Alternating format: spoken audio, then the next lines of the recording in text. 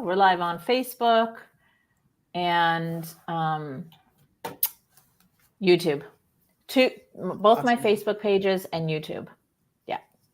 Okay. Yeah. Welcome, everybody. Yay!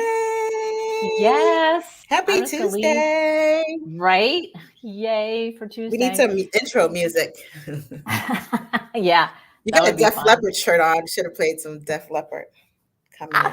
I love Def Leppard. This is my good luck shirt because I got an amazing testimony this morning from my client, my male client, who dealing with his narcissistic ex-wife for over 10 years, and they've lost a lot. And so finally he hired me last month, and now they went to court on yesterday, and he messaged me that they won. The case was dismissed. All charges were dropped. Oh my gosh, that is awesome news. And I don't know what the charges are because, like, I don't ask that. It's something about the house, but I think she's suing him. I don't know, but anyway, it's over. Yay! It's over. Yay! Pop the cork. He can like celebrate.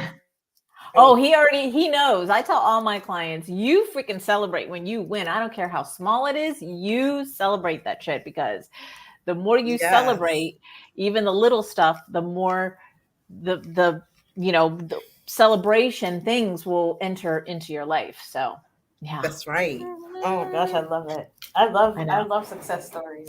Yes. So much fun. So much fun.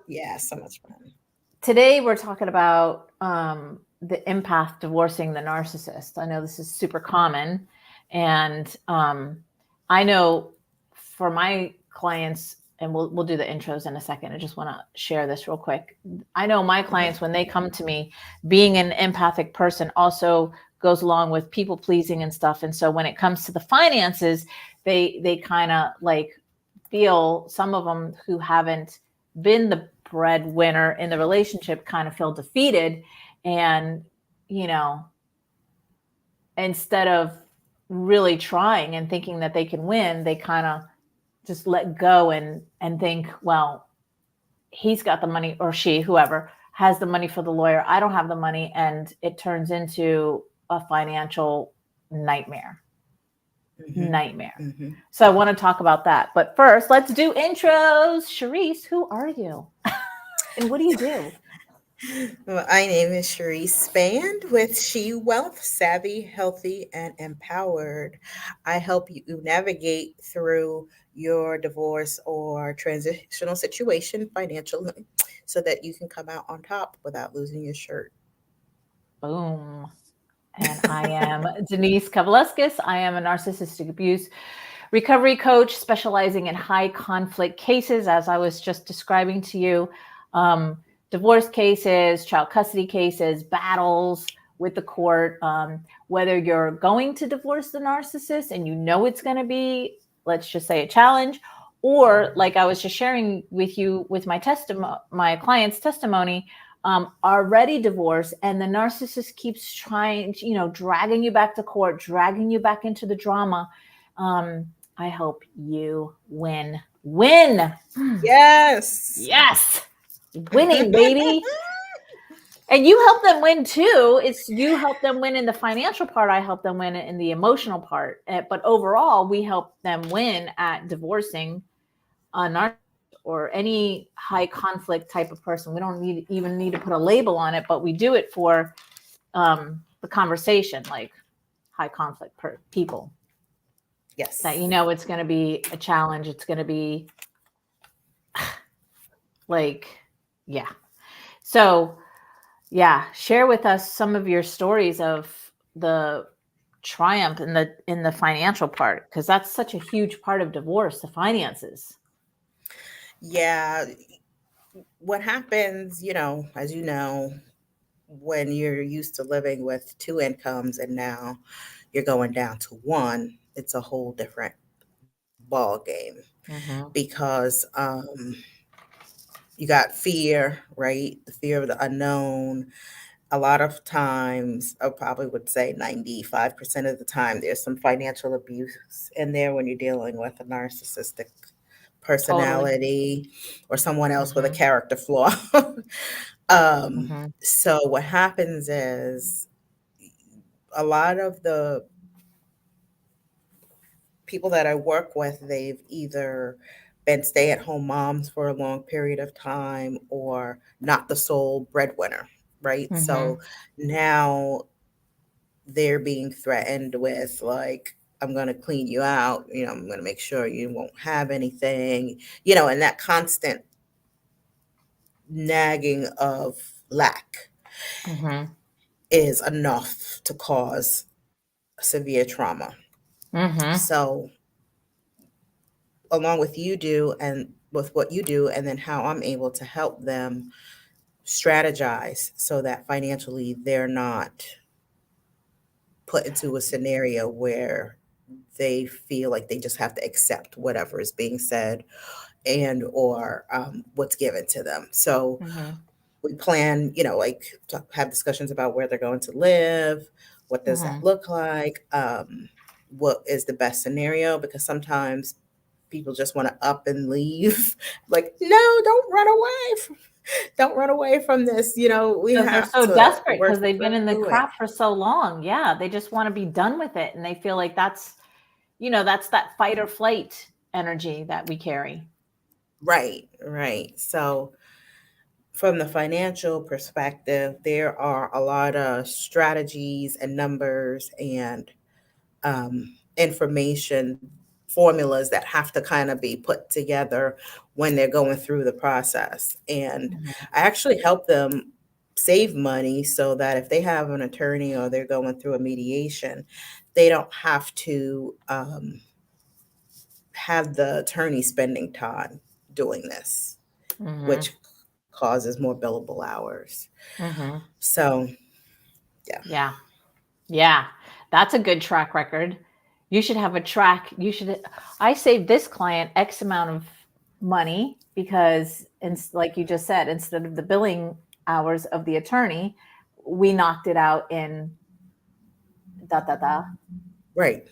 saving them X amount. Yeah. Because divorce is so ridiculously expensive. So ridiculously expensive. I, Yeah. Yeah. you know, and sometimes they're finding out about me after they've already done two retainers, right? Yep. Ditto. And Same. yeah, and I'm not, they're like, and I don't ask them, they'll volunteer and they'll say, I've already paid. And I'm like, what? Like, Hmm. we haven't gotten anywhere. Like, what is happening here? Hmm. So it's kind of like a plan to get them in order and get them in structured and in place so that they're comfortable and they have peace of mind, because it's scary, as you know. You're going into a space that you've never been before and you're expecting guidance, but attorneys are not Hmm. really there to guide you. They're just kind of there to tell you what's in your within your legal parameters, right? Exactly. Right. That's their zone of So genius. That's all that they yeah. can do is the legal part. They can't do the emotional part. They can't do the Mm-mm. financial part. So a lot of people get stuck there because Hmm. they're like, well, I haven't heard from my attorney about, how much, and I'm like, okay, let's look at the numbers, and Hmm. this is what you should be asking for, Hmm. not just saying 50-50 and that's it. So, Hmm. Yeah. oh, Yeah. And to go even deeper with that, Cherese, um, what the 50-50 is and what the state requires, or even the county, what you can and can't ask for. What I tell my clients is like, those are all limitations. All of that is just showing up as limitations of what they want you to think that you can have. But yep, you can have anything you want in this yep. divorce. You just have to not believe the crap that's in place to keep the divorce going, to keep the money flowing, to keep the abuse going, with even within the system, because the legal system is abusive as well. Oh my gosh. Yeah. I was in shock how antiquated the system is Mm-hmm. and how it favors The um, abuser. the abuser, Mm-hmm. you know? Mm-hmm. And, in your mind, you think that, I've been wronged or I've been taken advantage of and I've been doing this, so I should, and that has and nothing to do with that, right? Mm-hmm. Mm-hmm. It's like, okay, we got to stick to the facts, and these are the reasons why I'm Mm-hmm. asking for what I want. Right. But to face that reality that the court does not have your back and they don't have, I'm going to say, your best interests in mind as the victim is kind of scary. Mm-hmm. It is. It's scary in the fact that that's the whole purpose of doing the divorce, to rid themselves of this toxic person, to be free from the abuse that was in the relationship. They don't think that walking out of the relationship, there's going to be an up leveling of abuse now, Mm-hmm. because now it's still the soon to be ex and his or her attorney and the legal system. And the whole point of that is to keep the money flowing, is to keep everybody in conflict, so that from their perspective, everybody wins, right? Meaning, Right. meaning the judges, the lawyers, like all of that, they're winning because the money is flowing. And honey, it ain't going nowhere, because if you've got kids and properties and businesses, a very entangled type of divorce, they know. Yeah. You're not going to give Yep. up the reins because you need the money. You need the custody of the kid. You have to have the custody of the kids. So they're like, awesome. I think I'm going to go buy a boat this weekend. Yeah. Yeah. Yeah. So, like, each client, if you're looking at 20 grand and Minimum. they're coming in at a minimum, and they're coming in a few times a week, I've when it's all said heard, and done, yeah, I've heard, I'm curious to hear what you've had. I've heard up to the highest divorce, the highest costing divorce that I've heard of is $700,000. oh my God. Yeah. That just made my head hurt. Yeah. What's been the highest that you've heard? It's not that high, but with the clients that I'm working with now, just like coming in to start, they're already up there, some of them, and I'm like, Yeah. this is, I don't know. I don't know if we can fix it. We could just do it one person at a time, like the way we're doing it, but it needs a whole revamping. It's, Well, that's what we're doing. yeah, We're showing them the revamp. We're showing them a different way to yes. divorce. uh it just breaks my heart because you got these people that are already going through trauma, right? And now you're Mm-hmm. taking, I feel like on the other side they're being taken advantage of again. And I know it's Mm-hmm. the expertise and professional and stuff like that, but Yeah. I don't think they understand the impact that they excuse me, that they will be facing going Mm-hmm. in Yeah. emotionally and financially, that they'll be giving up in addition to what they're dealing with their soon to be ex-spouse. Mm-hmm. Yeah. I think they're so solely focused on, I'm done with this, I'm done with him, or I'm done with her, I'm getting Mhm. out of this. And they're just so focused on that they don't, there's a process to get to that side. So and this is the part that I see that is skipped. It's the middle piece. So there's the version of our clients that are like courageous as F to do the process to divorce, right? There's that version of them, and they're so courageous and they love themselves and they're ready to do this. And then there's the version of them that's on the other side of the divorce, because when they go into it, they're like, whatever, let's just get it done, right? And there's Mhm. that middle piece there that you have to walk through. Every single one of us has to walk through to get to the other side of that. And that walk through and that middle piece is the emotional piece, is the financial piece, is the legal piece. And without these properly put in order and properly implemented in the divorce process, that's where we hear these nightmare stories, because that crucial middle piece is looked over, skipped, not talked about. This is my whole thing. Why aren't divorce attorneys saying to them, do you have this in place? Do you have this in place? Like, what if we walk into this and we go like that? And hey, divorce attorneys, we'd love to hear from you. Like, do you say this? Or I'm not saying every divorce attorney is like, let's go get a boat. I'm saying there's a lot of them. Do you say to your clients, like, okay, so if we go to mediation, how are you feeling? Are you calm? Are you confident? How's your body feeling? Do you have anxiety? Do you have a lump in your throat? Is your stomach in knots? Like, these are all very important points to their client. I know that's exactly what I say to my client. Like, I prepare them for that part so that they are calm, confident, and courageous, so that they're walking into, whether it's mediation or divorce court or whatever, feeling and actually paying attention to their body, so that we can get the lump out of the throat away and cleared. So now there's no, I'm so nervous I can't even talk, I have this big frog in my throat, or the heavy chest, or the knots in the stomach. Like, I know I've been like that in the past. And when you show up like that, you're mush. You're mush. And the people and the other person on the other side knows it. They can totally get over on you. Because they know you're nervous. They know you're scared. They know you're trapped in fear. I wrote down, I'm going to create, because the last 3 clients that have recently come on have not received any like list of what the standard procedure is of what should happen from their legal counsel.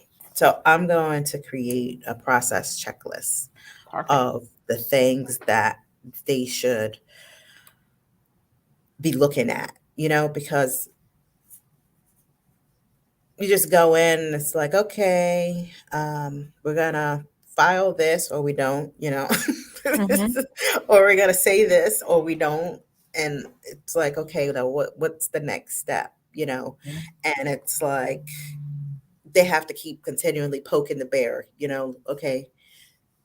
Right. What's happening now? What are we doing? Instead of them saying, this is how things work. Yeah. This is how you should be protected in case, X, Y, and Z. Right. They're not prepared. So that's where we come in to be able to tell them, okay, so are you seeing a therapist, right? You have a coach, someone to talk to. Have you gone through your expenses and your financials? And if you haven't, like, I'll come in with the reality of it. This is what you had. This is what you might possibly have. So your lifestyle is going to change, but it doesn't have to change drastically. It doesn't have to be sudden if it's done in a proper way. But if we leave a lot of things open to chance, then you're being set up for the short-term devastation, which we don't want. Yep. And to that, see how, so for the listeners, see how it really can be a smooth divorce if you're prepared, if you've planned it out, if you know what you're up against and you work through that so you don't show up nervous and scared. I know the one time that I was in court wasn't a divorce. I was a character witness. I had nothing to gain or lose being a character witness. Like, I'm not on trial. I'm not going to jail. And I was nervous as F because the whole environment, the whole situation is nerve-wracking, very intimidating and intense. Yeah. And so even though there was nothing that I was going to lose or win in this being a character witness, I was freaking petrified where I couldn't even really talk. Right. And so I can't even imagine your clients, my clients going into this process without having the emotional support and the backing and the planning and the like working through all of that so that they're showing up confident and they're like just a hot mess. Yep. I can't even. That's got to be nerve-wracking. And it's so good, like when you see the difference, right? Yeah. From when you first meet them to when you start working with them, and Yeah. they're coachable. Yeah. Because that's the key. Like they Yeah. have to be coachable and they have to be ready. If they're not coachable and ready, mm-mm. Right. Because with the facts and the figures, they'll be all confused. And even though I break it down to make it really simple so that they understand, there's also a part that they have to do their portion too, right? Like getting the information in a timely manner, um, implementing the information. Like the strategy, once we get it, the communication has to flow properly. So all Right. these things kind of have to add up. And depending on where they are in the stage, I think that makes a difference. Yeah. Too. Well, and when you think about it, everything like let's think about other things. Weddings. Right. How much preparation goes into a wedding? How much? A year before.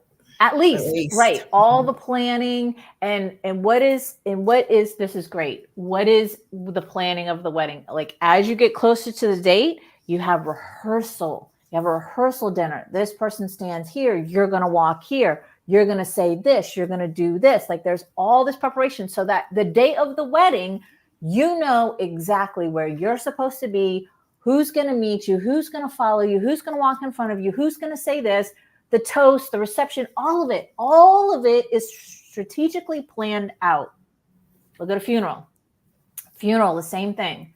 Where's how much preparation goes into a funeral, right? What is the person going to, are they getting buried or are they getting cremated? If they're getting buried, what are they getting, like all of that.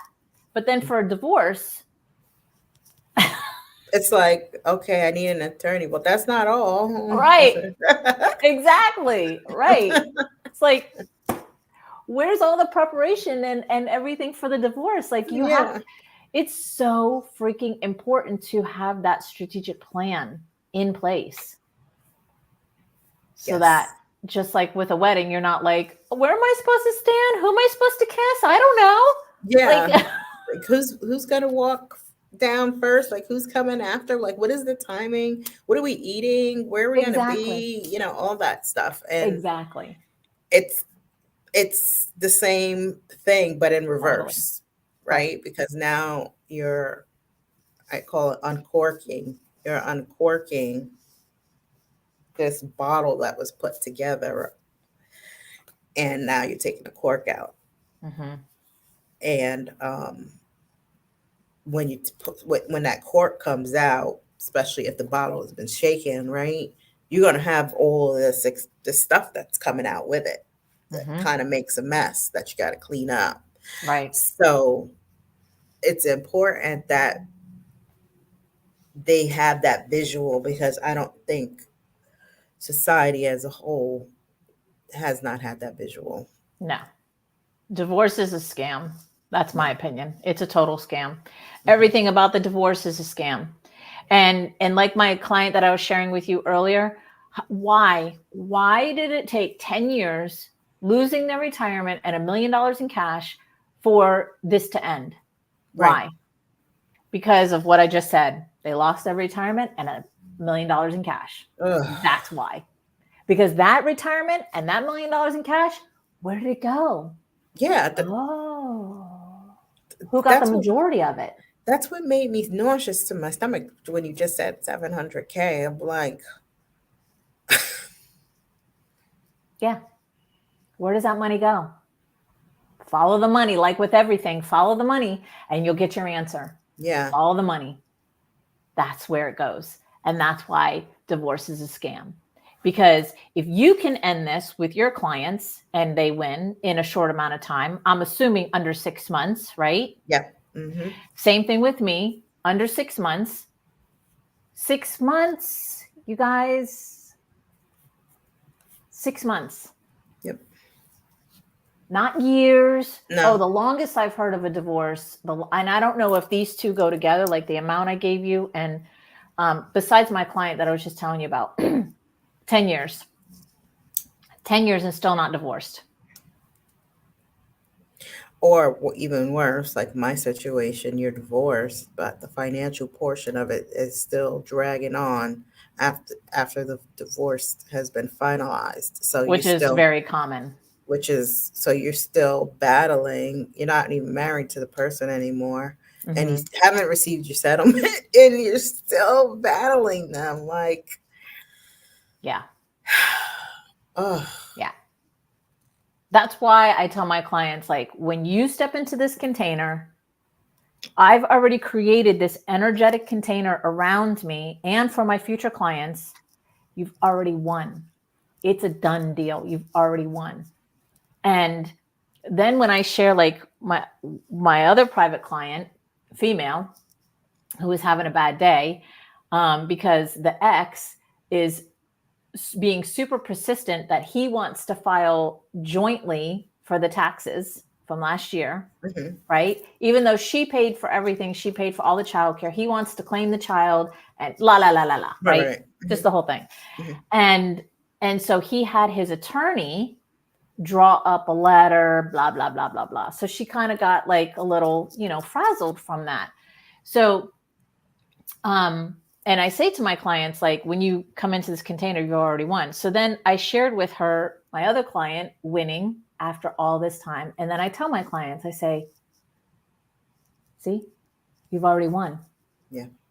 You've already won. And then when they start to believe, I've already won, and they believe I've already won. Okay, well, all, her clients win. And here's another testimony of a horrible situation. And he won. Like, why can't that be me? That's when things start to turn around for them, because everything that you believe to be true is true for you. Right. So if you walk into a divorce and you believe that he's been the breadwinner, I've been the stay-at-home mom, he's la, la, la, la, la, like that whole story, then that's the outcome of what you're going to get, because that's what you believe. Right. Right. But when you shift your beliefs around it and you start to think like, well, if Cherese's client got, or Denise's client got, well, why can't I? Exactly. Yep. Boom. Yep. Mindset. It's all about the mindset. Absolutely. Absolutely. Your thought process, all of that, Yes. All of that. Oh my gosh. I love it. Like, I love it when I do my weekly check-ins. Like, hey, it's me checking in on you to see how you're doing. And like, thank you so much for checking in on me. Right. It's that support that makes them feel so good. Like somebody actually cares about me. And right now I feel like a wreck. My life is a wreck. It looks like it's a wreck. Like, and then you have somebody checking in, just seeing how you're doing, right? To keep their energy up, to keep their energy to what is actually possible for them, and to not fall into being another statistic. Because everything that we mentioned is all statistics. Yep. If you look at divorce rates and this and that, that's all statistic crap. It's unbelievable. The amount of people that are, and I don't know if it's because of COVID, and I want to get your input on this. Since COVID till now, there's been like seems like a lot of people have been going through relationship issues, right? And then the filings are up, I think like 20% or something like that. What do you attribute that to? The Great Awakening. Really? The Great Awakening. People are waking up to the abuse too, as well as all the other stuff. Yeah. And they're waking up, freer to speak out, right? Yeah. They're getting out of it. They feel like, I've been in this crap for X amount of time and it's time for me to get out. And so that's where the courage is coming in, and all the things that you're seeing. They're waking up to the abuse. They're going, because I know for me, I didn't know. I had no idea that I was in an abusive relationship. I didn't, because there was no physical and no sexual abuse. Well, let me take that back. There was rarely physical abuse. And then sexual abuse is something that is explained to us in one way, right? Like a sexual assault, where I discovered that there's many forms of sexual abuse. And when I was cheated on by my ex-husband and he brought home STDs while I was pregnant, carrying our children, that is sexual abuse. So I didn't know any of those things. So not knowing any of those things is what led me to oblivious. Like just staying in it because I was oblivious. Oh, he's having a hard day. That's why he's being an a-hole. Oh, he's blah, making the excuses and stuff. And also coming from that type of energy in the home. So it feels familiar. It feels normal. But yeah, that's what's happening. People are waking up. The level of consciousness is coming out. People's level of consciousness is coming out of the lower levels and up into the higher levels. And courage, on the map of consciousness by Dr. David Hawkins, courage lands at it's right out of the lower levels. So it's right at 200. And so when they get to courage, now they're in a whole nother level of consciousness. They're out of what I call the red, because I explain it like a traffic light. Like it's red because what do we say when we're at a red light? I'm stuck at a red light. I'm stuck, yeah. Right. So when we're in the lower levels of consciousness, fear, shame, guilt, blame, all of, and many more, but those, we feel stuck in life because we're cycling and circling inside of this fear, shame, guilt, blah, blah, blah, blah, blah. But the minute that they get to courage, which is out of the red and into the yellow represents like a yellow light. You're not stopped, but you're not really going. You're getting by, right? And it's better than the red, but you're not at your destination, which is the green light. So when they get to courage, now they go, wait a minute, F this. Like, I'm out of here. Yes. Yeah. And so that's what's happening. They're waking up and their level of consciousness is going up, and they're going, you mean I'm not crazy? Like this is abuse? You mean I don't have to be in a relationship where I'm constantly walking on eggshells and doing for somebody else and nothing is done for me? Oh, I want that. There's life after this. There's life. This is not life. And so that's just like part of it with the whole COVID thing. The other thing was like the whole shutdown and a lot of talk about domestic violence in the shutdown, that they were forced to be home with these people and all of this. And you know what? Every light in your life has to come out of darkness. So the darker the situation is, even just a small, tiny little beacon of light is like a feeling of hope, a feeling of like, I can do this. There's something else out there for me. And they just grab onto that little tiny bit of light because it feels good. And in contrast with the dark, and then they start going towards the light, so to speak. And then with that light, it starts to expand. And open up.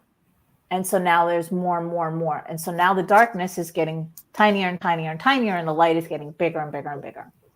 I wrote that down because do you mind me sharing a personal story? Sure.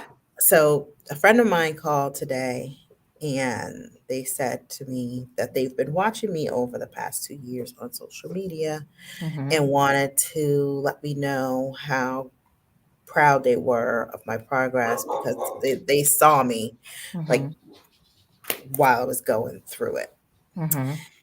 And a few people are like, oh, I love your pictures, you're glowing and stuff like that. And when you just said that, it kind of, the light bulb went off for me, because that means if they're seeing a glow, then that means that they saw a darkness, a dimness. Yep. Because how would you know somebody's glowing if you haven't seen them any other type of way, right? Right. So I'm like, ooh, light bulb moment. Yes. Yes. Shine bright. Yes. Shine bright. Absolutely. It's all there. It's all there for us. And the whole thing about these different levels of consciousness, the lower levels of consciousness, it's all a freaking lie. It was all put upon us. It's a learned behavior. It's something that was taught to us. God doesn't make mistakes. God brought babies into the world, and babies come in with the God consciousness, which is the highest level of consciousness, right? Think of a baby. A baby doesn't come into the world going, you're in labor for 32 hours, Mom. I'm mad at you and I'm not speaking to you. Right? Right. A baby doesn't come into the world going, I'm so mad, or I can never forgive you for that. No. Babies come into the world already loving themselves. They don't judge their bodies. They don't go, oh, I have bedhead. Oh, can't go outside. Gotta put on makeup. Care. Yeah, exactly. Babies learn. We as children, we coming into the world came in as the God consciousness. Already joyous, already loving, already at peace. We learn these behaviors as we grow up from our environments. And where did our parents or whoever raised us, where does society, where does it all come from? It's all learned. It's all put on us. Yeah. It's not real. They call it the false self of us. It's the false self. It's not real. So then when you can see that and go, oh, like, you mean the shame or the guilt that I feel is not real? No, absolutely not. It's not real. That is an energy you picked up along the way. That's another nugget, because all of those, the opposites of all of those things, right, that they've picked up are crippling. They're immobilizing. Yes. And they keep you mentally stuck, which keeps you physically stuck, and you're not able to move forward and or think in a forward manner because you're so bogged down with the fear, right? There's no joy, so you're unhappy. There's no and peace. there's So you no have peace. anxiety. You got anxiety, you got strife, you've got all kind of different things happening. Panic attacks and all of it. But once you've harnessed, right, the joy, the love, and the peace, it's like there's no drama. And like the tiniest little bit of drama that you're it's like shield, right? That bubble that we talked about, that light to surround you. Like, I'm not going there. Like, I don't want this in my scope. I don't want it in my force field. Like, no, like, we're repelling that energy. We're repelling it. Exactly. I cover myself with the light of God. I cover myself with and like the Wonder Woman things that I, yes. Yeah, I love that. Because it's about control. It's everything that you just described is about control. And so if somebody, and society's a huge part of it, right? If we can control you, then robot, you will do what we say. Same thing in these relationships. When the abuser knows that they can control the other person is at their beck and call. And just like I was saying a minute ago, oh, he's just having a bad day. I was being controlled and making excuses for my ex-husband and his bad behavior by going, oh, let's not, we'll make sure that the house is clean and the dinner's served and all the things because we want to make him happy. Controlled. Totally controlled. And it's so messed up because when you're at that point, you think it's something that you're doing or not doing that's causing that behavior, right, on their end. And that's the furthest from the truth. Right. You know, I saw one of the groups today, a lady was asking, is there anything I can do and I'm like, no, the only thing you can do is get yourself strong enough to be able to leave and stay gone. And stay gone. Right. Yeah, because when you're that low, like that shallow on that end of the spectrum, you don't see any other way. You're just kind of like, well, I'm stuck here until, right? and hopefully you make it out without any serious damage. Or the narcissist coming back with the hoovering, because this is part of their classic behavior, is the hoovering, to come back around and say, oh, but if we get back together, it'll be this way. It'll be, basically paint a picture, this perfect picture of like everything from the past is now erased, and I'm going to be this amazing wife or this amazing husband or this amazing partner to you, and all of what happened in the past is just gone. And even though, like for me personally, even though I had a restraining order against him, even though I was like dead set on like, this is over with, I believed him.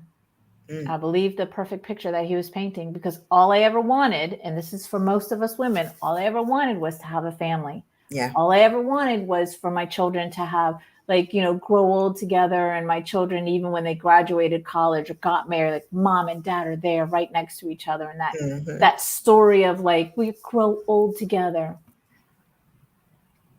And then you have that voice on the other side, like, why are you doing this?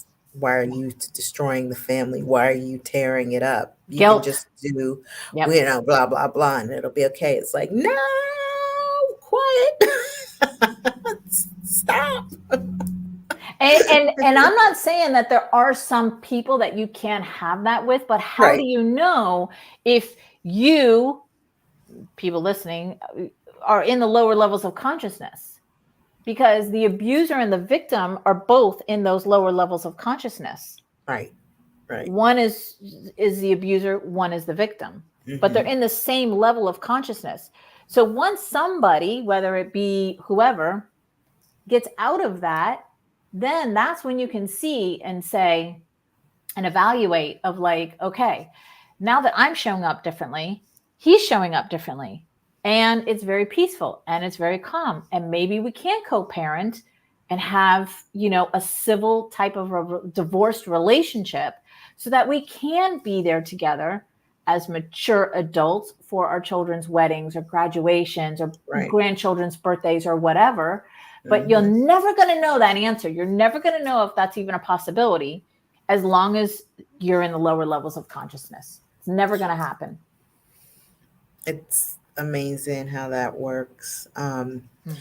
Early in my separation, I had a conversation and it went something like, there's 3 options within the relationship or 3 things that happen. So you have one person that grows, the other person will accept the growth, and then they'll still work together, right? To be able to make the relationship work.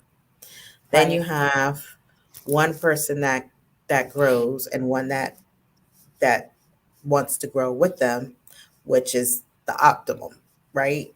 And then you have one person that grows and the other resents the person that's growing. And instead of them either meeting them where they are and or bettering themselves, now they want to drag the other person down or make them feel guilty for the choices that they've made to better the family. And that dynamic just doesn't work because it makes things complicated. Because it works for the abuser. Yeah, it works for the abuser, right? But doesn't work for the victim because it makes everyone miserable, because now you have this feeling in the whole entire house of inadequacy, jealousy, guilt could be on either side now, and it causes a whole bunch of confusion. So it's like, we got 3 choices to make here, you know, and sometimes people will decide, you know what, I'm going to do the work and I'm going to go ahead and grow. But if they don't want to do the work, either you're going to accept that they're not going to do the work and complain about it, or you're going to move on. You can't have it both ways. Right. And that's the key, because when they get out of the lower levels of consciousness into the higher levels, then that they're no longer controllable. That shit is over.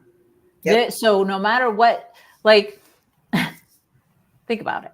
If my ex-husband came to me and tried some crap with me now, I would laugh so hard.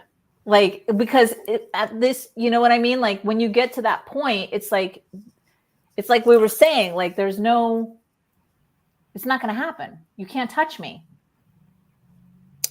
I got a post here. They didn't type it in a thing, but it says, do your children act differently toward you when their father is present? Mm-hmm.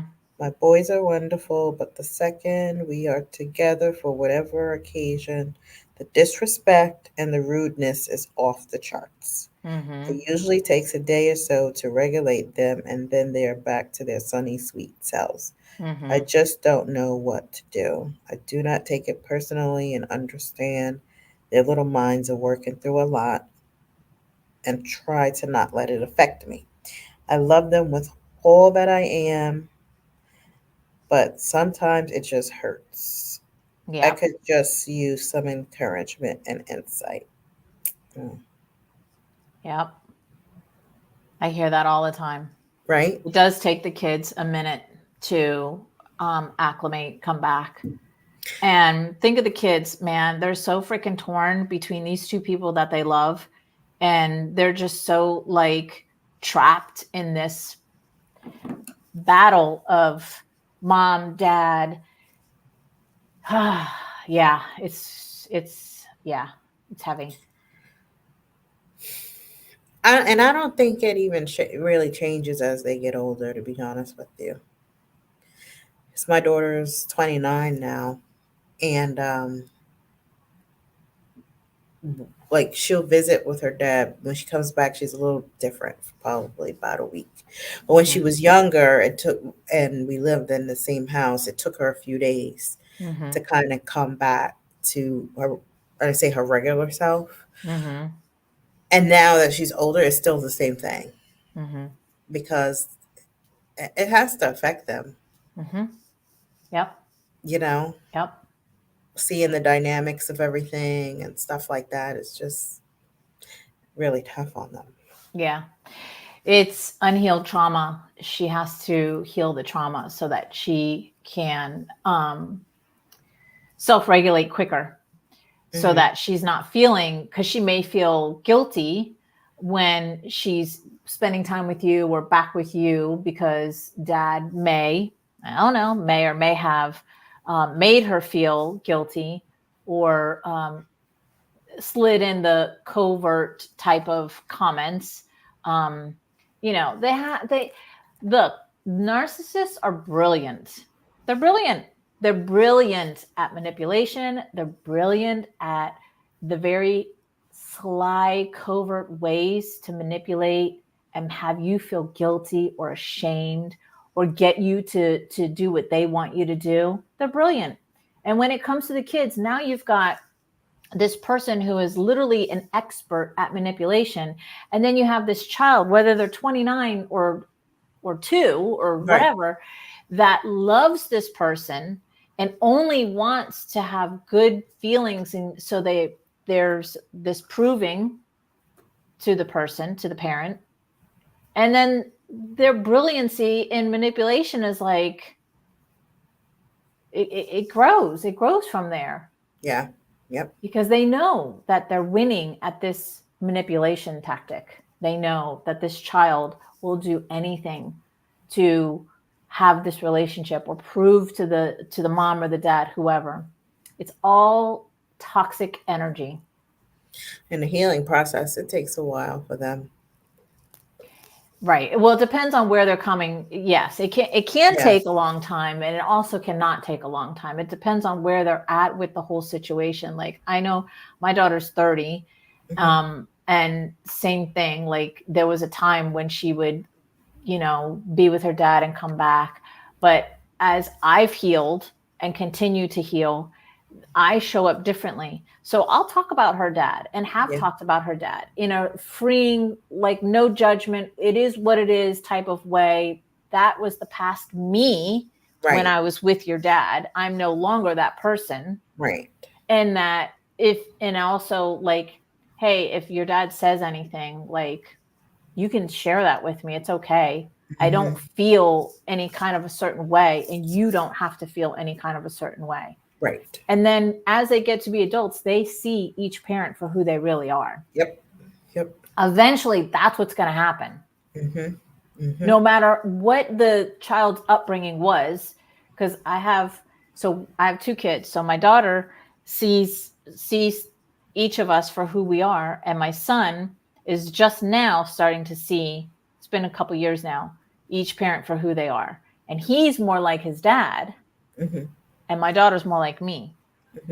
But each child eventually sees the light, as they say. Yes. Oh, Right. And the angels are singing in the background. Right. Yeah.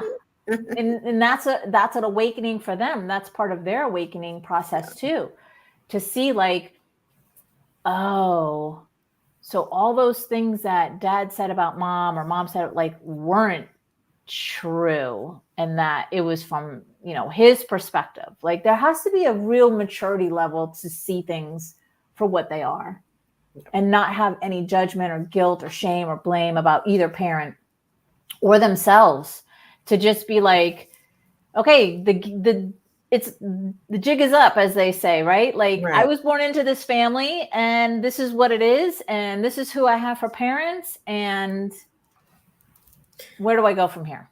Yeah. I think at that juncture or that point, or even before you get to it, it's important that we don't overshare with them. So I never got into details with my daughter about what happened. And I'm like, she'll find out as she gets older. I don't need, and I always supported, did you call your dad? Have you spoke to him? Stuff. Now, he is not my ex-husband. So I was with him 7 years, and then I met my ex-husband when my daughter was 5. So, I would always encourage her to maintain that relationship. And then it got a little hard because her activities and different things that she was doing. And with him working a lot, my ex-husband picked up a lot of the slack. Well, now it's like he completely, after 18 years, alienated me and then alienated her. And, he was like a father figure to her. Right. So it kind of made it tough because it's like she was having a baby and having a baby shower and all these things. And he wasn't there, but her dad was, her biological dad. So I'm like, all those years that I just kept my mouth quiet paid off. It was hard. It was really hard. Yep. Not to say anything negative, and I told him, I was like, I have never, maybe twice, slipped out, but nothing that it was a conversation or that I deliberately said that this happened. That never happened. And I think that was a big help. Totally. Kudos to you, because I can't say the same thing. Oh, okay. No. I talk so much crap when I was with him, and I overshared. And, my daughter even tells me now, like, there was things, Mom, that you said that us, me and my brother should not have heard or, been a part of. And that's true. And that's what I mean by the level of maturity, because back then I was so immature and I was just reacting off of my rage and my anger. And I was like, I didn't care who, even my own children, I didn't care who heard this. I'm just going to express myself and get it out. Now, a level of maturity is like what you just shared. Right? Holding your tongue, not saying things to certain people. You can say it all you want. You can scream it out in the woods or in the mirror or whatever, get it out. But in front of certain people, especially our children, it's not applicable. It's not, it's just not good. Yeah, it's not healthy for their. Yeah, it's not healthy. There was another word I was trying to think of, but it didn't come up. But yeah, it's not good at all. But yeah, I started with the maturity and switching things differently after I left him. That's when I changed gears and was like, had a different approach to talking, because I wanted my daughter, because she went through a huge trauma. I wanted her to feel comfortable to talk about it without me saying, I can't believe he did this and da da da da. Right. Like, leave all of that out and just look at the situation for what it is and let her be able to express herself and feel comfortable around me to express herself, because there was a point, and there still is to a certain level, where she only has one parent. And this is what ends up happening. Mm-hmm. The child ends up with one parent, right? It's the stable parent. It's the parent who's not the abuser. Right. In most, I won't put everybody in the same category, but most situations, this is how it goes. And then the one who is toxic, that you're no longer useful to them. So they don't need you anymore. So you're not in their life. And that's just how it goes. Yeah. It's a hard pill to swallow, but it's necessary to know the truth. Yeah, it's true. Yeah. Okay, so we are coming to an end of our topic today. And Cherese, do you want to close it out and tell everybody where they can find you? I'm looking for my screen thingy because I see like dust. Gotta get it. I had a little thing over here. I was having a personal summer, so I was like, "Oh, I can fan and nobody can see me." They don't care. Yeah, I was like, it's all good. We're real people. Right. So my name is Cherese Band, of course, and with She Wealth. You can catch me at www.shewealth.net. It's right there on the banner for everybody watching and listening. Yep. Yep. Mm-hmm. And then it'll be on the replay too, right? And then phone number 484-222-3050. You can text and or call. I love that you're so personal. That's great. Thank you. And my name is Denise Cherese. You can reach me at trueloveaftertoxiclove.com. If you're thinking about divorce and you're like, this is the conversation that was needed for you to hear, right? You got a plan.